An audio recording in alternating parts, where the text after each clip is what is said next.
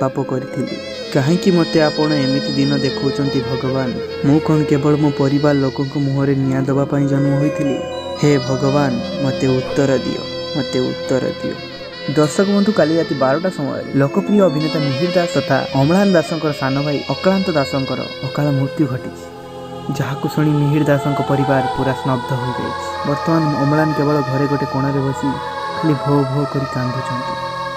प्रथमे माँ को हराइले ता 6 मास पर बापा को भी हराइले पुणी गोटे वर्ष जाइछि कि नहीं साना भाई को भी हराइले। साना भाई को हराई अम्लान बहुत दुख रे अछंती।